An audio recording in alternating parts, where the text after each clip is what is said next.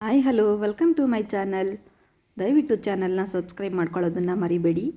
ಸೀತಾ ಕೂಡ ಚೌಧರಿಯವರನ್ನು ನೋಡಿ ಆಶ್ಚರ್ಯಪಟ್ಟಳು. ಅಣ್ಣ ಅತ್ತಿಗೆಗೆ ಯಾರೂ ಇಲ್ಲ ಎಂದು ಹೇಳಿದ್ನಲ್ಲವೇ, ಮತ್ತೆ ಇವರ್ಯಾರು ಎಂದು ಮನಸ್ಸಿನಲ್ಲಿ ಅಂದುಕೊಂಡಳು. ಆದರೆ ಆ ವಿಷಯವನ್ನು ಹೊರಹಾಕದೆ ಮೌನವಾಗಿದ್ದಳು.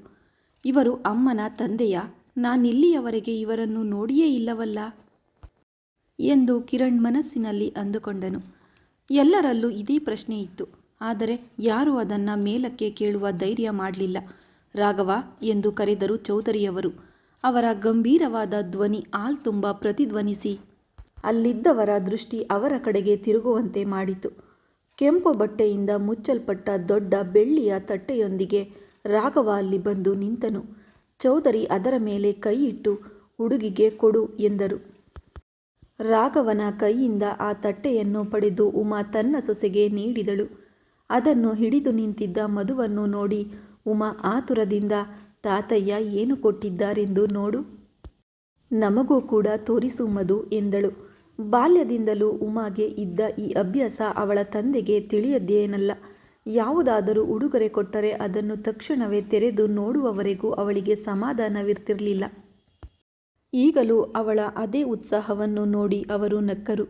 ಮಧು ಬಟ್ಟೆಯನ್ನು ಸರಿಸಿ ನೋಡಿದಾಗ ಅದರಲ್ಲಿ ಸೀರೆ, ಹಣ್ಣು, ತಾಂಬೂಲ, ಬಳೆಗಳ ಜೊತೆಗೆ ಹಣದ ಕಟ್ಟುಗಳು ಮತ್ತು ಒಡವೆ ಪೆಟ್ಟಿಗೆಗಳಿದ್ದವು. ಅವುಗಳನ್ನು ನೋಡಿದ ತಕ್ಷಣ ಉಮಾಗೆ ತಕ್ಷಣ ನೆನಪಾಯಿತು ಅವು ತನ್ನವೇ ಎಂದು. ಯಾಕೋ ಒಂದು ಕ್ಷಣ ಅವಳ ಹೃದಯ ಕಿವಿಚಿದಂತಾಯಿತು. ಅಂದು ತಾನು ತನ್ನ ತಂದೆಯಿಂದ ದೂರವಾಗಿ ಅವರಿಗೆ ಶಿಕ್ಷೆ ನೀಡಿದೆ ಎಂದುಕೊಂಡಿದ್ದಳು. ಆದರೆ ಇಂದು ಅರ್ಥವಾಗುತ್ತಿದೆ, ಅಂದು ಒಬ್ಬ ತಂದೆಯಿಂದ ಮಗಳನ್ನು ದೂರ ಮಾಡಿದ್ದಕ್ಕಾಗಿಯೇ ದೇವರು ಇಂದು ತನಗೆ ತನ್ನ ಮಗನನ್ನು ದೂರ ಮಾಡಿದ್ದಾನೆ ಎಂಬ ಆಲೋಚನೆ ಬಂದ ತಕ್ಷಣ ಉಮಾ ಕಾಲುಗಳು ತಡಬಡಿಸಿದವು. ಸಮತೋಲನ ತಪ್ಪಿ ಬೀಳುತ್ತಿದ್ದ ಉಮಾಳನ್ನು ಮಮ್ಮಿ ಎನ್ನುತ್ತಾ ಆದಿತ್ಯ ತನ್ನ ಕಡೆಗೆ ಎಳೆದುಕೊಂಡನು. ಅದೇ ಸಮಯದಲ್ಲಿ ಅಮ್ಮ ಎನ್ನುತ್ತಾ ಕಿರಣ್ ಕೂಡ ಅವಳ ಕೈ ಹಿಡಿಯಲು ಹೋದನು. ಉಮಾ ತನ್ನನ್ನು ತಾನು ಚೇತರಿಸಿಕೊಂಡು, ನಾನು ಚೆನ್ನಾಗಿದ್ದೇನೆ ಕಂದ ಎನ್ನುತ್ತಾ ಆದಿಯ ಕಡೆಗೆ ನೋಡಿ ತನ್ನ ತಂದೆಗೆ ಪರಿಚಯ ಮಾಡಿಸಿದಳು. ಅಪ್ಪ, ಇವನೇ ನನ್ನ ಮಗ, ನನ್ನ ಬಂಗಾರ ಎಂದು ಮುದ್ದಾಡುತ್ತಾ ಶ್ರಾವ್ಯಾಳನ್ನು ತೋರಿಸಿದಳು. ನಿನಗೆ ಈ ರಾಕ್ಷಸಿಯನ್ನು ನೋಡಿದರೆ ಅಮ್ಮ ನೆನಪಾಗುತ್ತಾಳೆ ತಾನೆ ಎಂದು ನಗುತ್ತಾ ಹೇಳಿದಳು. ಅವರು ಇಬ್ಬರನ್ನು ಹತ್ತಿರಕ್ಕೆ ಕರೆದು ತುಂಬ ಸಂತೋಷಪಟ್ಟರು.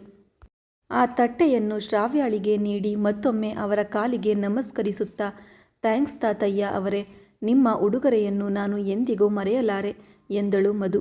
ಅವರು ಮಧುವಿನ ತಲೆಯ ಮೇಲೆ ಕೈ ಇಟ್ಟು ಆಶೀರ್ವದಿಸಿದರು. ನಂತರ ಮಗಳ ಕಡೆ ನೋಡಿ, ಇನ್ನು ನಾನು ಹೊರಡುತ್ತೇನೆ ಉಮಾ, ನನಗೆ ಅರ್ಜೆಂಟ್ ಕೆಲಸವಿದೆ ಎಂದು ಅಳಿಯನ ಕಡೆಗೆ ನೋಡಿದರು. ನಿಮ್ಮ ಪರಿಚಯಗಳನ್ನು ನೀವು ಮಾಡಿಕೊಳ್ಳಿ, ನನಗೇನು ಸಂಬಂಧವಿಲ್ಲ ಎನ್ನುವಂತೆ ಕುರ್ಚಿಯಲ್ಲಿ ಕಾಲು ಮೇಲೆ ಕಾಲು ಹಾಕಿಕೊಂಡು ಕುಳಿತು ಇವರನ್ನೇ ನೋಡುತ್ತಿದ್ದ ಹರ್ಷನ ಕಡೆ ಒಂದು ನೋಟ ಬೀರಿ ಚೌಧರಿ ಅಲ್ಲಿಂದ ಹೊರಟರು. ಸೀತಾ ಮಗಳ 2 ಕೈಗಳನ್ನು ಹಿಡಿದು, ಕಂದ, ಗತಕಾಲವನ್ನು ವರ್ತಮಾನದೊಳಗೆ ತರಬೇಡ. ಆ ಕಹಿ ನೆನಪುಗಳು ನಿನ್ನ ವರ್ತಮಾನಕ್ಕೆ ಬಂದರೆ ಅದು ನಿನ್ನ ಭವಿಷ್ಯವನ್ನು ಹಾಳು ಮಾಡುತ್ತದೆ. ನೆನಪುಗಳೊಂದಿಗೆ ಬದುಕುವುದು ನನಗೆ ಮತ್ತು ನಿಮ್ಮ ಅಪ್ಪನಿಗೆ ಅನಿವಾರ್ಯ. ಆದರೆ ನೀನು ಹಾಗಿಲ್ಲ. ನಿನಗೆ ಸುಂದರ ಭವಿಷ್ಯವಿದೆ. ತಾಳ್ಮೆಯಿಂದ ನಿನ್ನ ಸಂಸಾರವನ್ನು ತಿದ್ದುಕೋ. ಅತ್ತೆ, ಮಾವ, ನಾದಿನಿ ಮತ್ತು ಮೈದುನರನ್ನು ಜಾಗ್ರತೆಯಾಗಿ ನೋಡಿಕೊ. ಭವಿಷ್ಯದಲ್ಲಿ ನಿನ್ನ ಮಕ್ಕಳಿಗೆ ಒಳ್ಳೆಯ ತಾಯಿಯಾಗಿ, ಪತಿಗೆ ತಕ್ಕ ಜೋಡಿಯಾಗಿ, ಮನೆಗೆ ತಕ್ಕ ಸೊಸೆಯಾಗಿ ಹೆಸರು ತರಬೇಕು. ನಿನ್ನನ್ನು ಹೆತ್ತಿದ್ದಕ್ಕೆ, ನಾವು ಸೊಸೆಯಾಗಿ ಮಾಡಿಕೊಂಡಿದ್ದಕ್ಕೆ ನಿನ್ನ ಅತ್ತೆ ಮಾವಂದಿರು ಹೆಮ್ಮೆಯಿಂದ ಬೀಗಬೇಕು. ಹಾಗೆಯೇ ನಡೆದುಕೊಳ್ಳುತ್ತೇನೆ ಎಂದು ನನಗೆ ಮಾತು ಕೊಡು ಎಂದು ಮಗಳ ಮುಂದೆ ಕೈಚಾಚಿದಳು ಸೀತಾ. ಮಧು ತುಂಬ ಭಾವುಕಳಾಗಿ ಅಮ್ಮನ ಕೈ ಮೇಲೆ ಕೈ ಇಟ್ಟು, ನೀನು ಹೇಳಿದಂತೆಯೇ ನಡೆದುಕೊಳ್ಳುತ್ತೇನೆ ಅಮ್ಮ ಎಂದಳು. ಸೀತಾ ಮಗಳನ್ನು ಅಪ್ಪಿಕೊಂಡು ಅಳುತ್ತಾ, ನಿನಗೆ 1000 ಶುಭಗಳು ಉಂಟಾಗಲಿ, ಹೋಗಿ ಬಾ ತಾಯಿ ಎಂದಳು. ಚಂದ್ರಮೌಳಿ ಕೂಡ, ಅಮ್ಮ ಹೇಳಿದಂತೆಯೇ ನಡೆದುಕೋ ಬಂಗಾರ, ನೀನು ನಡೆದುಕೊಳ್ಳುತ್ತೀಯ ಎಂಬ ನಂಬಿಕೆ ನನಗಿದೆ ಎಂದು ಮಗಳನ್ನು ಅಪ್ಪಿಕೊಂಡರು. ಉಮಾ ಮಗನ ಕಡೆ ನೋಡಿ, ಈಗ ನೀನು ಕೋಪದಲ್ಲಿದ್ದೀಯಾ ಕಂದ? ಅದಕ್ಕೆ ನಾನು ಈಗ ನಿನಗೆ ಏನೂ ಹೇಳುವುದಿಲ್ಲ. ಆದರೆ ಈ ಒಂದು ಮಾತನ್ನು ಹೇಳದೇ ಇರಲು ಸಾಧ್ಯವಿಲ್ಲ. ನಿನ್ನೊಳಗೆ ಎಷ್ಟೇ ಪ್ರೀತಿ ಇದ್ದರೂ ಅದನ್ನು ಹೊರಗೆ ತೋರಿಸದಿದ್ದರೆ ಎದುರಿಗಿರುವವರು ನಿನ್ನನ್ನು ಪ್ರೀತಿಸುವುದನ್ನು ಬಿಟ್ಟು ಬಿಡುತ್ತಾರೆ. ಬಂಗಾರ, ಹಾಗೆಯೇ ನಿನಗೆ ಅವಳೆಂದರೆ ಎಷ್ಟು ಇಷ್ಟವಿದ್ದರೂ ಸಹ ಎಲ್ಲರ ಮುಂದೆ ಅವಳನ್ನು ಕೀಳಾಗಿ ಮಾತನಾಡಿದರೆ ಉಳಿದವರು ಕೂಡ ಅವಳನ್ನು ಕೀಳಾಗಿ ಕಾಣುತ್ತಾರೆ. ಮಂಟಪದಲ್ಲಿ ನಿಂತು ಹೇಳಿದೆಯಲ್ಲ, ರ್ಯಾಬಿಟ್ಗೆ ಏನಾದರೂ ಅಂದರೆ ನನಗೆ ಇಷ್ಟವಾಗುವುದಿಲ್ಲ ಎಂದು. ಅದು ಕೇಳಿ ನನಗೆ ತುಂಬ ಸಂತೋಷವಾಯಿತು. ನಿನ್ನ ರ್ಯಾಬಿಟ್ನನ್ನು ಯಾರು ಏನು ಅನ್ನಬಾರದು ಎಂದರೆ ಮೊದಲು ನೀನು ಅವಳನ್ನು ಎಲ್ಲರ ಮುಂದೆ ಚುಲುಕನಾಗಿ ಮಾತನಾಡುವುದನ್ನು ನಿಲ್ಲಿಸು. ನಿನ್ನ ಹೆಂಡತಿಯನ್ನು ನೀನು ಗೌರವಿಸಿದರೆ ಮಾತ್ರ ಉಳಿದವರು ಇನ್ನೂ ಹೆಚ್ಚು ಗೌರವಿಸುತ್ತಾರೆ. ಇದೇನು ಕಾಂಟ್ರಾಕ್ಟ್ ಮದುವೆಯಲ್ಲ, ಒಬ್ಬರಿಗೊಬ್ಬರು ಸಂಬಂಧವಿಲ್ಲದಂತೆ ಬದುಕಲು. ಈ ಮದುವೆ ಶಾಶ್ವತ. ಅವಳು ನಿನ್ನ ಲೈಫ್ ಟೈಮ್ ವೈಫು, ನಿನಗೆ ಹುಟ್ಟುವ ಮಕ್ಕಳಿಗೆ ತಾಯಿ. ಆ ವಿಷಯವನ್ನು ಯಾವಾಗಲೂ ನೆನಪಿಟ್ಟುಕೋ ಎಂದು ಮಗನಿಗೆ ತಿಳಿ ಹೇಳಿದಳು ಉಮಾ. ಅವಳ ಮಾತುಗಳನ್ನು ಕೇಳುತ್ತಾ ಮೌನವಾಗಿ ನಿಂತಿದ್ದರು ಕಿರಣ್ ಮನಸ್ಸಿನಲ್ಲಿ. ನೀನು ಏನೇ ಹೇಳು ಅಮ್ಮ, ನಾನು ಮಾತ್ರ ಈ ರ್ಯಾಬಿಟನ್ನು ಬಿಡುವುದಿಲ್ಲ. ಇದು ನನ್ನ ಜೊತೆ ಎಂತಹ ಗೇಮ್ ಆಡಿದೆ ಎಂಬುದು ನಿನಗೆ ತಿಳಿಯದು ಎಂದು ಬೈದುಕೊಂಡನು. ಉಮಾ ಸೊಸೆಯ ಹತ್ತಿರ ಬಂದು, ಅತ್ತೆ ಮನೆಯಲ್ಲಿ ಸ್ವಾಗತ ಸಮಾರಂಭಗಳನ್ನು ನಿರೀಕ್ಷಿಸಬೇಡ ಮಧು. ಅಲ್ಲಿ ಅಂತಹದ್ದೇನೂ ಇರುವುದಿಲ್ಲ. ಈಗ ಆ ಮನೆಯಲ್ಲಿ ನಿನ್ನ ಅಸ್ತಿತ್ವವನ್ನು ಉಳಿಸಿಕೊಳ್ಳುವುದು ನಿನಗೆ ಅಷ್ಟು ಸುಲಭವಲ್ಲ. ಆ ವಿಷಯ ನನಗೆ ಚೆನ್ನಾಗಿ ಗೊತ್ತು.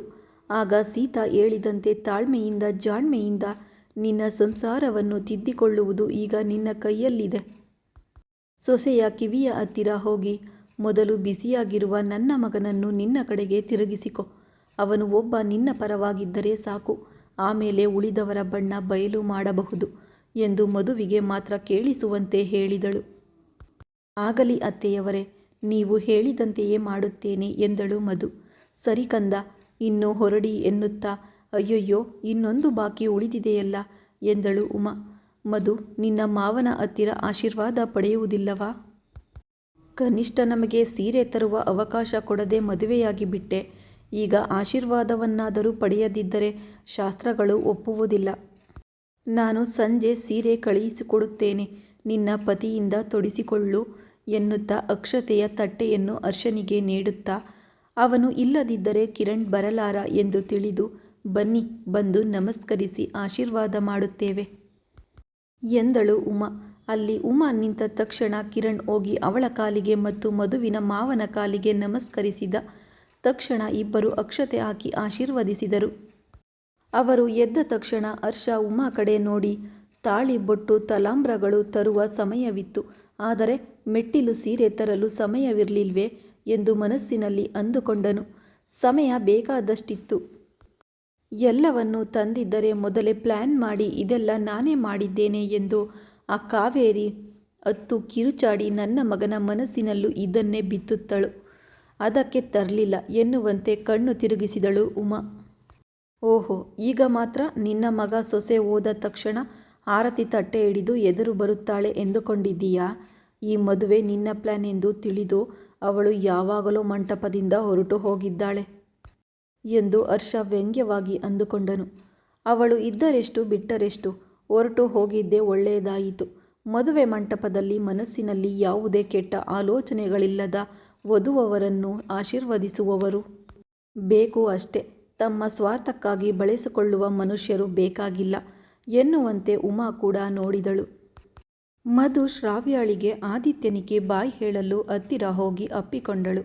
ಶ್ರಾವ್ಯಾಳ ಹತ್ತಿರ ಇದ್ದಾಗ ಸಾಮಾನ್ಯವಾಗಿ ಇದ್ದ ಕಿರಣ್ ಮುಖ ಆದಿತ್ಯನ ಹತ್ತಿರ ಹೋಗುತ್ತಿದ್ದಂತೆ ಬದಲಾಯಿತು. ನಿಮ್ಮ ಹಗ್ಗಿಂಗ್ ಮುಗಿದರೆ ಹೊರಡೋಣವಾ? ನನಗೆ ತುಂಬ ಕೆಲಸಗಳಿವೆ ಎಂದನು ಕೋಪದಿಂದ ಮಧು ಕಡೆ ನೋಡುತ್ತಾ. ಬಾಲು, ಅಪ್ಪಾಜಿಯನ್ನು ಅಜ್ಜಿಯನ್ನು ಕರೆದುಕೊಂಡು ಹೋಗು. ನಿನಗೆ ಸ್ಪೆಷಲ್ ಇನ್ವಿಟೇಷನ್ ಕೊಡಬೇಕಾ? ಹೋಗಿ ಕಾರಿನಲ್ಲಿ ಕುಳಿತುಕೊಳ್ಳಿ ಎಂದು ಕಿರಣ್ ತನ್ನ ತಮ್ಮ ಕೌಶಿಕ್ ಮತ್ತು ತಂಗಿ ಕಾವ್ಯ ಅವರ ಮೇಲೆ ಕಿರುಚಾಡಿದನು. ಇಬ್ಬರು ಮಂಟಪದಿಂದ ಹೊರಗೆ ಹೊರಟು ಹೋದರು. ಮಧು ಕೂಡ ಬರುತ್ತಿದ್ದಂತೆ ಕೋಪದಿಂದ ಕಾರ್ ಹತ್ತಿರ ಬಂದು ಜೋರಾಗಿ ಡೋರ್ ತೆಗೆದು ಕಾರಿನಲ್ಲಿ ಕುಳಿತು ಉದ್ದೇಶಪೂರ್ವಕವಾಗಿ ವೇಗವನ್ನು ಡ್ರೈವ್ ಮಾಡಿದನು. ಬಹುಶಃ ಮದುವೆಯಲ್ಲಿ ತನ್ನ ಕಾರ್ ತಾನೇ ಓಡಿಸಿಕೊಂಡು ಹೋಗುವ ಮೊದಲವರ ಈ ರಾವಣ್ ಕುಮಾರನೇ ಇರಬೇಕು ಎಂದು ಮಧು ಮನಸ್ಸಿನಲ್ಲಿ ಅಂದುಕೊಳ್ತಾಳೆ. ಕಾರ್ ಗೇಟ್ ಒಳಗೆ ಪ್ರವೇಶಿಸುತ್ತಿದ್ದಂತೆ ಕಿರಣ್ ವೇಗವಾಗಿ ಇಳಿದು ಒಳಗೆ ಹೋಗಲು ಪ್ರಯತ್ನಿಸಿದನು. ರಾವಣ್ ಅಷ್ಟೊಂದು ಆತುರವೇಕೆ? ನಾನು ಕೂಡ ಒಳಗೆ ತಾನೆ ಬರುವುದು.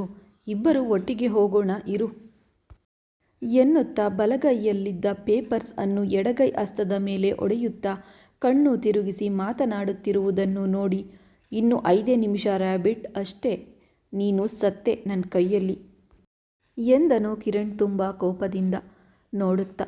ಹಾಯ್ ಹಾಯ್, ಹಾಗೆ ನೋಡಬೇಡ ರಾವಣ್. ಆ ನೋಟದ ಶಾಖಕ್ಕೆ ಕೈಯಲ್ಲಿದ್ದ ಪೇಪರ್ಸ್ ಸುಟ್ಟು ಹೋದರೆ ಆಮೇಲೆ ಏನು ಮಾಡುತ್ತೀಯ ಹೇಳು ಎಂದಳು ಮಧು ಕಿರಣ್ ಕಡೆ ನೋಡಿ ನಗುತ್ತಾ. ನಗು ನಗು, ಇದೇ ನಿನ್ನ ಕೊನೆಯ ನಗು ಎಂದುಕೊಳ್ಳುತ್ತಾ, ಈಗ ಬರುತ್ತೀಯೋ ಅಥವಾ ಇಲ್ಲೇ ಮೀಟಿಂಗ್ ಇಡುತ್ತೀಯೋ ಎಂದ ಕಿರಣ್ ಕೋಪದಲ್ಲಿ. ಅದಕ್ಕೆ ವೇಗವಾಗಿ ಕಿರಣ್ ಹತ್ತಿರ ಹೋಗಿ ಗುಮ್ಮಟದೊಳಗೆ ಹೋಗುತ್ತಿದ್ದಂತೆ ಮಧು ಒಂದು ಕ್ಷಣ ಶಾಕ್ ಆದಳು. ಕಾವೇರಿ ಗೃಹ ಪ್ರವೇಶಕ್ಕೆ ಎಲ್ಲ ಏರ್ಪಾಡುಗಳನ್ನು ಮಾಡಿ ಕಾವ್ಯಾಳಿಂದ ಆರತಿ ಎತ್ತಿಸಿದಳು. ಜಗದಾಂಬ ಹೇಳಿದ್ದರಿಂದ ಆರತಿ ತಟ್ಟೆಯಲ್ಲಿ ಹಣ ಹಾಕಿದನು ಕಿರಣ್. ಹೆಚ್ಚಿನ ಹಂಗಾಮವಿಲ್ಲದೆ ಗೃಹ ಪ್ರವೇಶ ಕಾರ್ಯಕ್ರಮ ಮುಗಿಸಿಬಿಟ್ಟಳು. ಓಹೋ, ಅತ್ತೆಯವರು ಹೇಳಿದಂತೆಯೇ ಈಕೆ ಹೊಸ ಆಟ ಶುರು ಮಾಡಿದ್ದಾಳೆ. ಗೃಹ ಪ್ರವೇಶ ಮಾಡಿಸಿ ಈ ಮದುವೆಯಿಂದ ತನಗೆ ಯಾವುದೇ ತೊಂದರೆ ಇಲ್ಲದಂತೆ ರಾವಣ್ ಮುಂದೆ ಬಿಲ್ಡಪ್ ಚೆನ್ನಾಗಿಯೇ ಕೊಟ್ಟಿದ್ದಾಳೆ. ದೇವರಿಗೆ ಗೊತ್ತು ಮುಂದೆ ಇನ್ನೂ ಎಷ್ಟು ಬಣ್ಣ ಬದಲಿಸುತ್ತಾಳೋ ಈ ಊಸರವಳ್ಳಿ ಎಂದು ಮಧು ಮನಸ್ಸಿನಲ್ಲಿ ಅಂದುಕೊಳ್ಳುತ್ತಿರುವಾಗಲೇ ಪೇಪರ್ಸ್ ಎಂದು ಕಿರಣ್ ಕಿರುಚಿದ. ಆ ಧ್ವನಿಗೆ ಈ ಲೋಕಕ್ಕೆ ಬಂದಳು. ಅಯ್ಯೋ ರಾಮ, ಕೊಡುತ್ತಿದ್ದೇನೆ ಅಲ್ವಾ, ಕೊಡುವವರೆಗೂ ಕಾಯಲು ಆಗುವುದಿಲ್ಲವೇ ಎನ್ನುತ್ತಾ ಪೇಪರ್ಸ್ ತೆಗೆದು ಕಿರಣ್ ಕೈಯಲ್ಲಿ ಇಟ್ಟು, ನಾನೇನು ಮಾಡಿಕೊಳ್ಳಲಿ ರಾವಣ್, ಈ ಪೇಪರ್ಸ್ ತಗೋ, ಹಬ್ಬ ಮಾಡು ಎನ್ನುತ್ತಾ ಬಾಲು ಅಂಕಲ್ ಅವರನ್ನು ರೂಮ್ಗೆ ಕರೆದುಕೊಂಡು ಹೋದ ನಂತರ ನನ್ನ ರೂಮ್ನಲ್ಲಿರುವ ಲಗೇಜನ್ನು ನಿಮ್ಮ ಕಿರಣ್ ಅಣ್ಣ ಅವರ ರೂಮ್ಗೆ ವರ್ಗಾಯಿಸು ಎಂದಳು ಮಧು ಉದ್ದೇಶಪೂರ್ವಕವಾಗಿ ಗಟ್ಟಿಯಾಗಿ ಮಾತನಾಡುತ್ತಾ. ಹಾಗೆಯೇ ಆಗಲಿ ಡಾಕ್ಟ್ರಮ್ಮ ಎಂದನು ಬಾಲು. ಹಾಗೆಯೇ ನನ್ನ ಲಗೇಜ್ ತಂದು ಅಪ್ಪಾಜಿಯ ರೂಮ್ನಲ್ಲಿ ಇಡೋ ಬಾಲು, ನಾನು ಇಂದಿನಿಂದ ಅಪ್ಪಾಜಿಯ ಜೊತೆಯಲ್ಲೇ ಇರುತ್ತೇನೆ ಎಂದನು ಕಿರಣ್ ಮಧು ಕಡೆಗೆ ಕೋಪದಿಂದ ನೋಡುತ್ತಾ. ಅದರಿಂದ ಕಾವೇರಿ ಮನಸ್ಸು ಸ್ವಲ್ಪ ಶಾಂತವಾಯಿತು. ಮಧು ಕಿರಣ್ ಕಡೆ ನೋಡಿ, ಎಷ್ಟು ಓವರ್ ಆಕ್ಷನ್ ಮಾಡ್ತಿದ್ದೀಯಾ ರಾವಣ್, ನನ್ನ ಮೇಲೆ ಕೋಪದಲ್ಲಿದ್ದೀಯಾ ಎಂದುಕೊಳ್ಳೋಣ. ಆದರೂ ಇಷ್ಟೊಂದು ಡ್ರಾಮಾನ? ನೋಡುತ್ತೇನೆ, ನನಗೆ ದೂರವಾಗಿ ಎಷ್ಟು ದಿನ ಇರಬಲ್ಲೆ ಎಂದು ನಾನು ನೋಡುತ್ತೇನೆ ಎಂದು ಮನಸ್ಸಿನಲ್ಲೇ ಬೈದುಕೊಂಡಳು ಮಧು. ಕಿರಣ್ ಮಾತುಗಳನ್ನು ಕೇಳಿದ ಜಗದಾಂಬ ಮೊಮ್ಮಗನ ಮೇಲೆ ಕೋಪಗೊಳ್ಳುತ್ತಾ, ಸಾಕು ಬಿಡು ನಿನ್ನ ಸಂಭ್ರಮ. ಹೊಸದಾಗಿ ಮದುವೆಯಾದವರು ಅಪ್ಪನ ಹತ್ತಿರ ಇರ್ತಾರಾ? ಬಾಯಿ ಮುಚ್ಚಿಕೊಂಡು ನಿನ್ನ ರೂಮ್ನಲ್ಲೇ ಇರು. ಬಾಲು, ಕಿರಣ್ ಅವರ ಸಾಮಾನುಗಳನ್ನೇನಾದರೂ ಹೊರಗೆ ತಂದೆಯೋ ನಿನ್ನ ಕಾಲು ಮುರಿಯುತ್ತೇನೆ ಎಂದು ವಾರ್ನಿಂಗ್ ಕೊಟ್ಟಳು ಅಜ್ಜಿ. ಅಜ್ಜಿ, ನಿನಗೇನು ತಿಳಿಯದು, ಸುಮ್ಮನಿರು. ಅಪ್ಪಾಜಿ ಈಗಷ್ಟೇ ಸ್ವಲ್ಪ ಚೇತರಿಸಿಕೊಳ್ತಿದ್ದಾರೆ. ಈ ಸಮಯದಲ್ಲಿ ಅವರ ಹತ್ತಿರ ಯಾರಾದರೂ ಒಬ್ಬರು ಇದ್ದು ಜಾಗ್ರತೆಯಿಂದ ನೋಡಿಕೊಳ್ಳಬೇಡವೇ ಎಂದನು ಕಿರಣ್. ನಿಮ್ಮಪ್ಪನನ್ನು ನೋಡಿಕೊಳ್ಳಲು ನಾವೆಲ್ಲರೂ ಇದ್ದೇವಲ್ಲ. ಆದರೂ ನಿಮ್ಮಪ್ಪನನ್ನು ಎಲ್ಲರಿಗಿಂತ ಚೆನ್ನಾಗಿ ಮಧುನೇ ನೋಡಿಕೊಳ್ಳುತ್ತಾಳೆ. ನೋಡಿದೆಯಲ್ಲ, ಮಧು ಬಂದ ಕೂಡಲೇ ನಿಮ್ಮಪ್ಪನ ಕೈ ಹೇಗೆ ಕದಲಿತು ಎಂದು ಜಗದಾಂಬ ಹೇಳುತ್ತಿದ್ದಂತೆ ಕಾವೇರಿ ಶಾಕ್ ಆಗಿ ನೋಡುತ್ತಾ, ಏನು, ಇವರ ಕೈ ಕದಲುತ್ತಿದೆಯಾ ಎಂದು ಆಶ್ಚರ್ಯದಿಂದ ಕೇಳಿದಳು. ಹೌದು, ಮಂಟಪದಲ್ಲಿ ನನ್ನ ಮೊಮ್ಮಗನ ಮತ್ತು ಮಧು ಆಶೀರ್ವಾದಕ್ಕಾಗಿ ಕಾಲು ಹಿಡಿದ ತಕ್ಷಣ ನನ್ನ ಮಗನ ಕೈ ಕದಲಿತು. ಮಗನ ತಲೆಯ ಮೇಲೆ ಕೈಯಿಟ್ಟು ಹರಸಿದ ಎಂದು ಸಂತೋಷದಿಂದ ಹೇಳುತ್ತಾ, ಬಾಲು, ಅಡುಗೆಯವನಿಗೆ ಹೇಳಿ ಇಂದು ಪಾಯಸ ಮಾಡಲು ಹೇಳೋ. ಇಂದು ಇಷ್ಟೊಂದು ವಿಶೇಷಗಳು ನಡೆದಿದ್ದಕ್ಕೆ ಸ್ವಲ್ಪ ಬಾಯಿ ಸಿಹಿ ಮಾಡೋಣ ಎಂದಳು ಜಗದಾಂಬ ಸಂತೋಷದಿಂದ. ಅಮ್ಮಮ್ಮ, ಪಾಯಸವೇ ತಾನೇ, ನಾನೇ ಮಾಡುತ್ತೇನೆ. ಈ ಮನೆಗೆ ಸೊಸೆಯಾಗಿ ಬಂದ ನಂತರ ಮೊದಲಿಗೆ ನಾನು ಏನಾದರೂ ಸಿಹಿ ಅಡುಗೆ ಮಾಡಬೇಕು ಎಂದುಕೊಂಡಿದ್ದೆ.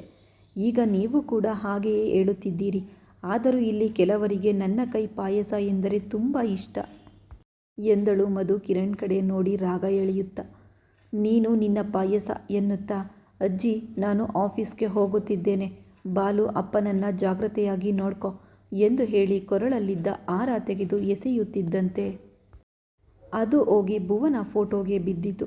ಅದನ್ನು ನೋಡಿ ಕಿರಣ್ ಓಡುತ್ತಾ ಹೋಗಿ, ಐ ಆಮ್ ಸೋ ಸಾರಿ ಅಮ್ಮ, ಐ ಆಮ್ ಸೋ ಸಾರಿ ಎನ್ನುತ್ತಾ ಭುವನ ಫೋಟೋವನ್ನು ಕೈಯಿಂದಲೇ ಸ್ವಚ್ಛಗೊಳಿಸಿ ಕೈಗೆ ಮುತ್ತು ಕೊಡುವುದನ್ನು ನೋಡಿ ಮಧು ಹಾಗೆಯೇ ನೋಡುತ್ತಾ, ಅದೇ ಕೋಪ, ಅದೇ ಪ್ರೀತಿ ಹೀಗೆ ತೋರಿಸುವವನೇ ನನ್ನ ರಾವಣ್ ಕುಮಾರ್ ಎಂದು ಮುಗುಳ್ನಗುತ್ತಾ ತಾನು ಕೂಡ ಹೋಗಿ ನಮಸ್ಕರಿಸಿ, ಸಾರಿ ಅತ್ತೆಯವರೇ, ಈ ತಿಕ್ಕಲು ಮಗನನ್ನು ನನಗಾಗಿ ಕ್ಷಮಿಸಿ ಎನ್ನುತ್ತಾ ಕಿರಣ್ ಕಡೆಗೆ ನೋಡುವಷ್ಟರಲ್ಲಿ, ನಿನ್ನ ಮಾವ ಹೋಗೆ ಎಂದನು ಕಿರಣ್. ನಿನ್ನನ್ನು ಬಿಟ್ಟು ನಾನು ಎಲ್ಲಿಗೆ ಹೋಗಲಿ ರಾವಣ್? ಅದಕ್ಕೆ ತಾನೇ ಬಲವಂತವಾಗಿ ಹೆಂಡತಿಯಾಗಿದ್ದು ಎಂದಳು ಮಧು ಕಣ್ಣು ಮಿಟುಕಿಸುತ್ತಾ. ಮುಂದುವರೆಯುವುದು ಮುಂದಿನ ಭಾಗದಲ್ಲಿ. ಕತೆ ಇಷ್ಟ ಆದರೆ ಲೈಕ್ ಮಾಡಿ, ಕಮೆಂಟ್ ಮಾಡಿ, ಶೇರ್ ಮಾಡಿ, ಹಾಗೆ ಸಬ್ಸ್ಕ್ರೈಬ್ ಮಾಡೋದನ್ನು ಮಾತ್ರ ಮರಿಬೇಡಿ. ಹೀಗೆ ನಿಮ್ಮ ಸಪೋರ್ಟ್ ನನಗೆ ಖಂಡಿತ ಬೇಕು. Thanks for watching friends.